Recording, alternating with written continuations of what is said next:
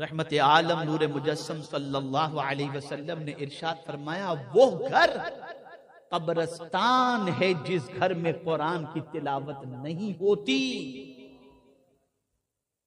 वो घर कब्रिस्तान है।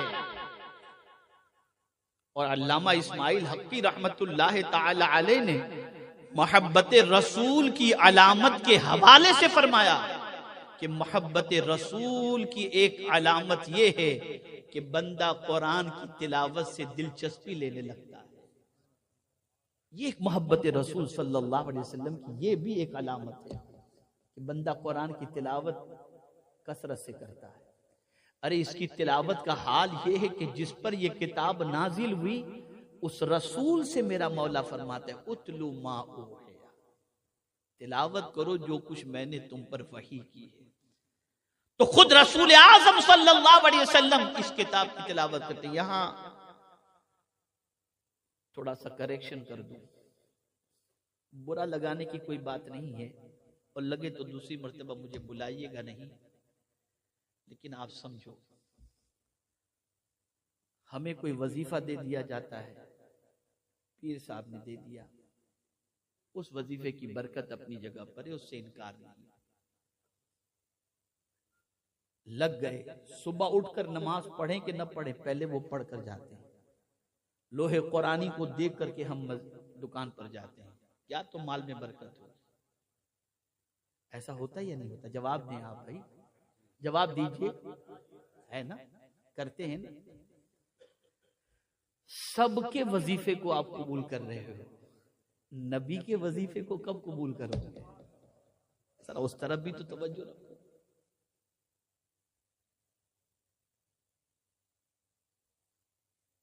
उस वजीफे को कब अपनाओगे? मेरे आका सल्लल्लाहु अलैहि वसल्लम इरशाद फरमाते हैं कि अगर कोई शख्स कुरान शरीफ की तिलावत में इतना गुम हो गया, इतना गुम हो गया कि दुआ मांगने का वक्त भी तिलावत में खर्च कर दिया और दुआ न मांग सका, सरकार फरमाते उसकी तलब से ज्यादा मौला उसे अता फरमाए, उसकी ख्वाहिश से ज्यादा मौला उसे अता फरमाए। ये कुरान की तिलावत। हजरत अब्दुल्लाह इब्न मसऊद रदियल्लाहु तआला अन्हु बीमार हुए। जामिउल कुरान कामिलुल हया वल ईमान मुजहिद जैशिल उसरत फी दिदर रहमान सय्यदना उस्मान इब्न अफ्फान रदियल्लाहु तआला अन्हु पहुंचे इयादत के लिए। देखा तो महसूस कर लिया आपने कि अब ज्यादा दिनों तक की जिंदगी नहीं है और आप बेपना दौलत लेकर के पहुंचे थे। इरशाद फरमाया, अब्दुल्ला ये तुम्हारे पास रखो, तुम्हें कुछ हो गया तो तुम्हारी बच्चियां हैं, उन्हें ये रकम काम आएगी, उन्हें ये रकम काम आएगी। बीमार हजरत अब्दुल्ला इब्न मसऊद रदियल्लाहु ताला अन्हु उठ करके बैठ गए और अर्ज करने लगे, हुजूर आपको क्या ऐसा लगता है कि मेरे मरने के बाद मेरी बच्चियां फाके में गिरफ्तार हो जाएंगी? खुदा की कसम मेरी बच्चियों के घर में कभी फाका आ ही नहीं सकता। हजरत उस्मान इब्न अफ्फान ने फरमाया कि तुम इतने यकीन के साथ किस बुनियाद पर कह रहे हो? तो कहते हैं आकाए करीम सल्लल्लाहु अलैहि वसल्लम ने इरशाद फरमाया, जो शख्स अपनी बच्चियों को सूरह वाक़या की तिलावत का आदी कर दे और जो बच्चियां सूरह वाक़या, जो भी बच्ची हो या बच्चा सूरह वाक़या की तिलावत का रोज रात का आदी बन जाए, उसके घर में कभी फाका नहीं आ सकता। मैंने अपनी बच्चियों को सूरह वाक़या याद करा दी है और मेरी बच्चियां रोजाना सूरह वाक़या की तिलावत करती हैं, मेरी बच्चियों को कभी फाका नहीं। तो कुरान शरीफ की तिलावत करना ये इसका दूसरा हक है। मैं आपसे एक सवाल पूछना चाहता हूं, जितना व्हाट्सएप को आप चेक करते हो, जितना अखबार ऊपर से लेकर नीचे तक और पूरा पढ़ डालते हो, रोजाना आप एनडीटीवी और जी टीवी और एबीपी टीवी पे जाकर के न्यूज जितना देखते हो, आप थोड़ा सा याद करो कि आखिरी मर्तबा कुरान की तिलावत आपने कब की थी? याद करो, कब आपने कुरान खोला था आखिरी मर्तबा, जरा उसको याद करो। और दूसरे एंगल से मैं आपसे सवाल पूछता हूं कि आप में से कितने ऐसे हैं जिनको कुरान पढ़ना आता है?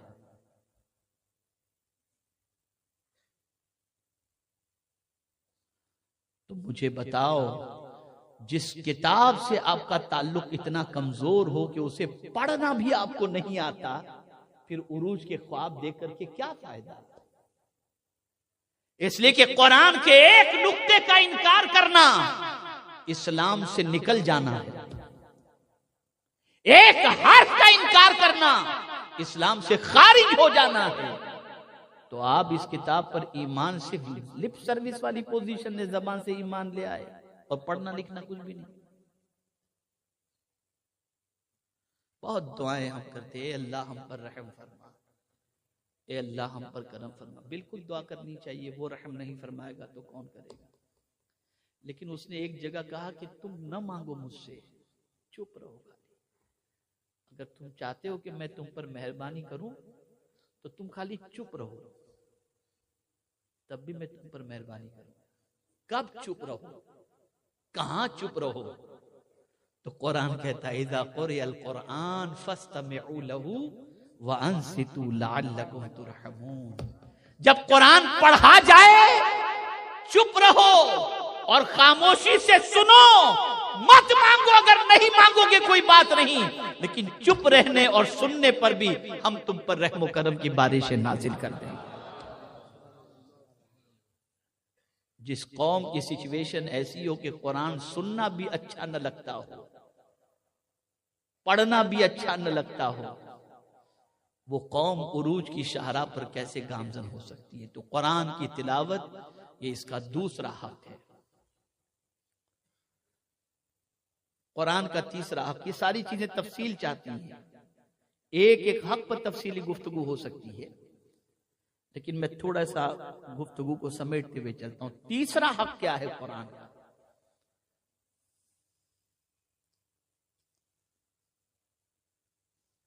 कुरान शरीफ का तीसरा हक यह है कि इस पर अमल करो।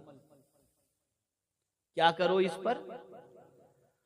ये नहीं कि 2 आयत पर अमल करो, बाकी आयतों के बारे में कहो माज अल्लाह मौलाना।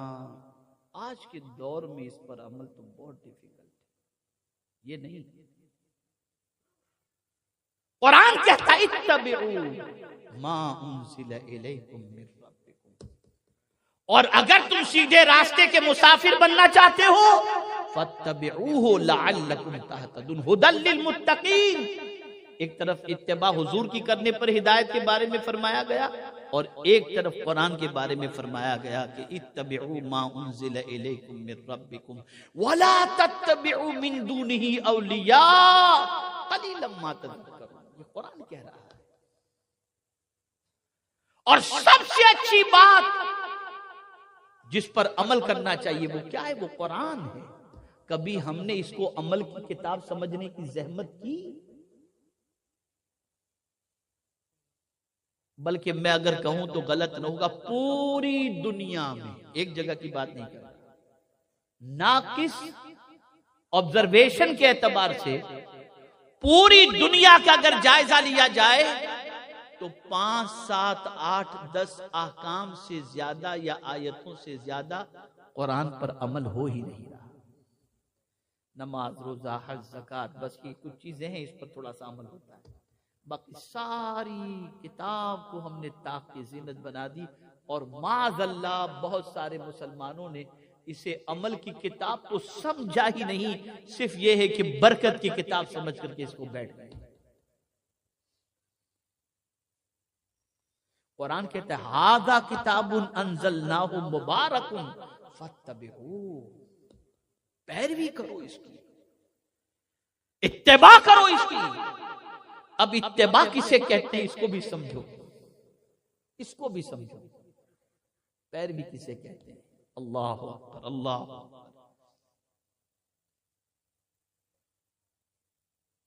ताजदार करबला इमाम अली मकाम अला जद्दिही व अलैहि सलातु वस्सलाम सवारी पर सवार होकर मदीने की गली से गुजर रहे थे। चंद गरीब नादार लोग गली के किनारे बैठ करके खा रहे थे। उन्होंने ताजदारे करबला को देखा तो अर्ज करने लगे, हुजूर आप भी हमारे साथ तशरीफ लाए। कभी गरीब कहता है ना। कहा उन्होंने, इमाम हुसैन सवारी से उतरे, उन लोगों के साथ बैठकर खाए, खा करके फिर सवारी पर बैठे तो आंखों से आंसू जारी थे, रो रहे थे। और उसके बाद उन लोगों से इमाम हुसैन ने फरमाया, तुम भी मेरे घर आओ ताकि मैं भी तुम्हारी जियाफत कर सकूं, तुम्हारी खिदमत कर सकूं। और फिर रोने की वजह जब पूछी गई तो अब देखिए कुरान पर अमल किसको कहते हैं। कहते मुझे मान इनके बुलाने पर कुरान की एक आयत याद आ गई कि अल्लाह ताला तकब्बुर करने वाले से मोहब्बत नहीं फरमाता। तो मैंने इन गरीब की दावत पर उतर कर अल्लाह की इस किताब को सामने रखते हुए इनके साथ बैठ गया ताकि तकब्बुर करने वालों में मेरा शुमार न हो पाए। सिर्फ आयत ज़हन में आते ही उस पर इस तरीके से अमल हो रहा है। तो सिचुएशन ये हुई कि 22,000 के लश्कर के सामने भी पेशानी पर शिकन नहीं आ रही थी और बेखौफ व खतर मुकाबले के लिए तैयार थे। ये कुरान पर अमल की ताकत थी। और जिनकी ताकत का आलम ये हो कि गाने सुनकर रोते हों, गजलें सुनकर रोते हों, लड़कियों के पीछे भागते हों, आवारा गर्दी करते हों, बुराइयों के दलदल में डूबे हुए हों, कहां से ताकत आएगी उनके पास? वो तो मच्छर से भी डरेंगे, चूहे से भी डरेंगे। कहां से आएगी ताकत? ताकत अगर कोई किताब दे सकती है तो वो अल्लाह की किताब ताकत दे सकती है।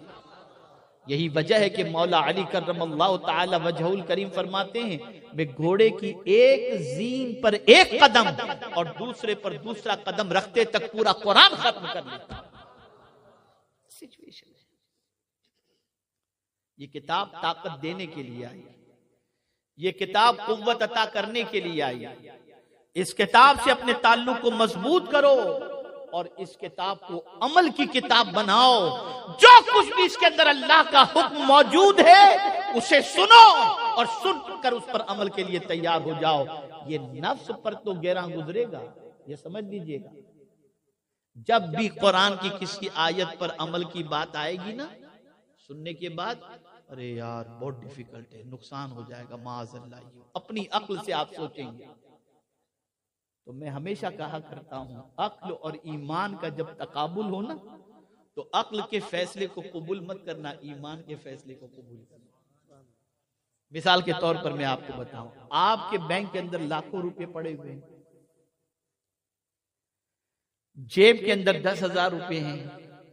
एक जरूरतमंद गरीब जिसका बैंक बैलेंस भी नहीं है, इलाज और मुआवजे के लिए परेशान है, उसने आपसे राह चलते हुए कहा मुझे 8,000 की जरूरत, तो जिनियन केस था और आपकी जेब में 10,000 है, तो अक्ल कहेगी 8,000 मत देना, कम हो जाएंगे। ईमान कहेगा दे दे, अल्लाह ज्यादा अता कर देगा।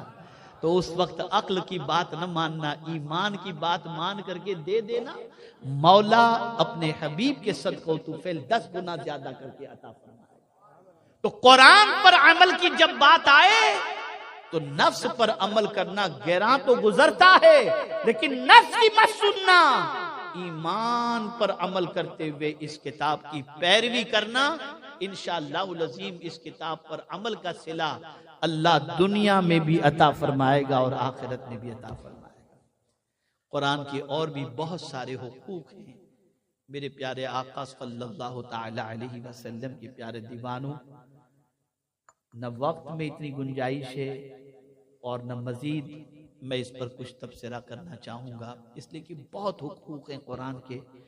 और यूं अगर देखा जाए तो सिमट करके अगर देखें तो कुरान मुकद्दस के 5 या 7 हुकूक हैं, उस पर आदमी को अमल करना चाहिए। 3 तो आपने समाअत फरमा लिए, ईमान, तिलावत, उस पर अमल, उस पर गौर व फिक्र और उसकी तबलीग। कुरान की तबलीग करो। बहुत मुबारकबाद के मुस्तहिक मौलाना सैयद अमीनुल कादरी साहब और हमारे कारी ताज मोहम्मद साहब और सुन्नी हुसैनी फाउंडेशन के जुमला अराकीन और सुन्नी दावत इस्लाम, बहुत मुबारक बात है, मुस्तहिक है। कुरान की तबलीग का हुजूर को हुक्म दिया गया। ये सुनो, कुरान की तबलीग का, या अय्युहर रसूल बल्लिग मा उन्ज़िल इलैका मिन रब्बिक, कुरान की तबलीग करो। हम कहां चले गए? हम किस चीज की तबलीग कर रहे हैं? तो इस कुरान से अपने रिश्ते को मजबूत करो, इस कुरान को ओढ़ना बिछोना बनाओ। उठो तो कुरान पढ़ते हुए, सो तो कुरान पढ़ते हुए। हो ही नहीं सकता कि कुरान की तिलावत के आदि बंदे को मेरा मौला दोनों जहां की बरकतों से महरूम रखे। मेरे प्यारे आका सल्लल्लाहु अलैहि वसल्लम के प्यारे दीवानों, कुरान समझो भी, समझना भी है, पढ़ना भी। इसीलिए कुरान के अफला यतदब्बरून कुरान, ये उलमा का जब में गफीर होता है तो मुझे ये आयत भी याद आ जाती है। ये कुरान के ऊपर गौर करने का, कुरान अफला यतदब्बरून कुरान। फिर कोई बहुत मुश्किल है तो कुरान कहता है वलक़द यस्सरनल कुरान लिज़्ज़िक्र, हमने तो इसको आसान पैदा नाजिल किया है। कौन कहता है ये डिफिकल्ट है? बहुत आसान है। लेकिन अफसोस, सदजार अफसोस, हमने कुरान से अपने ताल्लुक को कम कर दिया, कमजोर कर दिया। आज की नशिश के अंदर, इस इज्तिमा के अंदर मेरा पैगाम तमामी हजरात को ये है, कुछ जानते हो या न जानते हो, लेकिन कुरान पढ़ना जरूर सीखो, कुरान पर अमल करना जरूर सीखो। इसलिए कि इससे दुनिया भी आपकी संवर जाएगी और इंशाअल्लाह आखिरत भी संवर जाएगी।